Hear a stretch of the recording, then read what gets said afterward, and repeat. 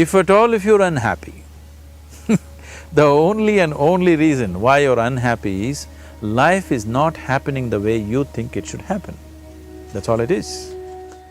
The moment you identify with something, your entire mind understands that it needs to be protected and just works for that. You see anything, your own thoughts and emotions will drown you. I've been trying to convince the world what's happening in your mind is just trash. Memory has taken over your life. What spiritual process means is to create an awareness, to become conscious in such a way that we override the memory. What you refer to as God is the source of creation. As a creator, He has done a phenomenal job, there's no question about it. Could you think of a better creation than this? Is it in anybody's imagination to think anything better than what is there right now? So as a creator, He has done His job wonderfully well. But if you want life to happen the way you want it, because right now, the very crux of your happiness and your well-being is this: if at all if you're unhappy, the only and only reason why you're unhappy is life is not happening the way you think it should happen. That's all it is. So if life is not happening the way you think it should happen, you're unhappy. If life happens the way you think it should happen, you are happy. It's as simple as that.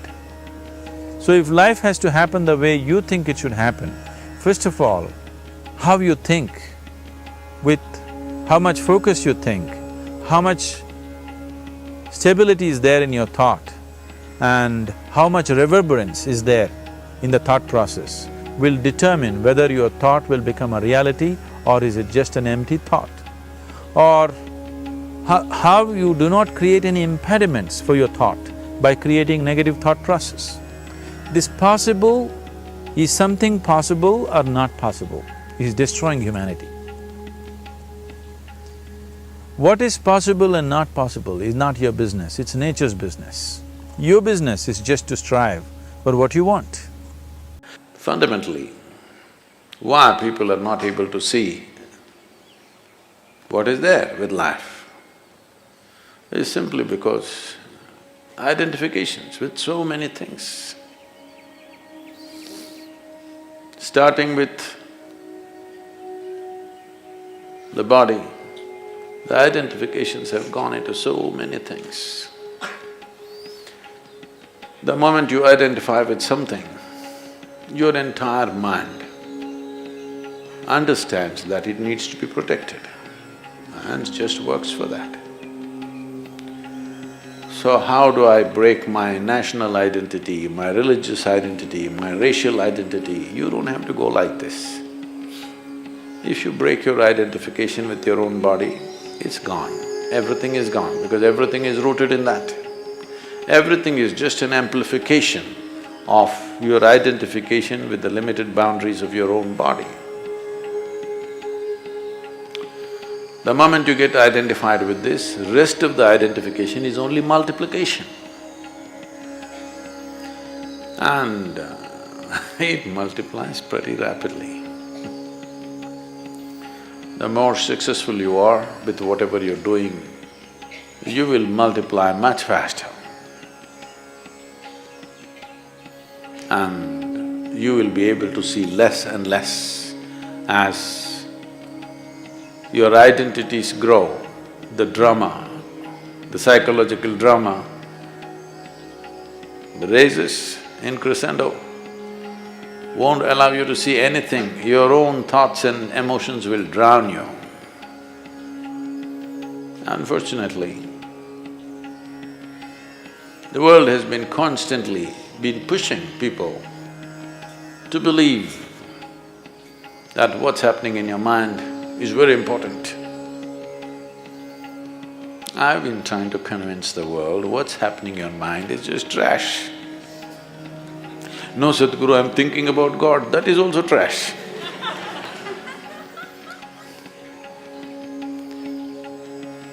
Maybe a bit holy trash,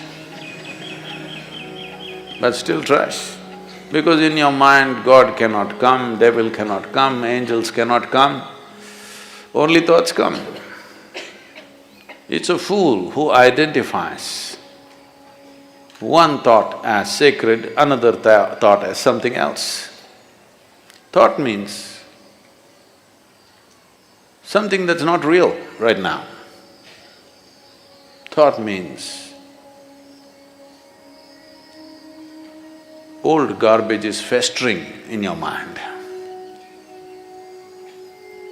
You need to think to survive about this and that. But you don't need to think to explore something new. You don't need to think to become enlightened.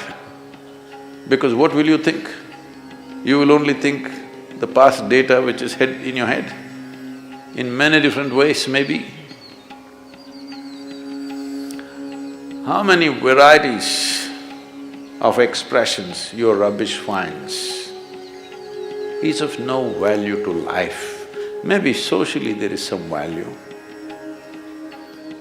So seeing clearly, seeing everything, that your vision is not obstructed by yourself. If this one thing happens, stability will happen. Exuberance, you don't have to worry because that's the nature of life itself. Everything is exuberant. Stability it takes to allow exuberance to happen. Otherwise, you keep curtailing your exuberance because it hurts when it's out of balance. If you're out of balance and you move at a certain speed, you're going to hurt yourself. Whether you're riding a bicycle or you're riding the cosmos, if you're out of balance and you attain speed, you're going to hurt yourself very badly. So balance is very important.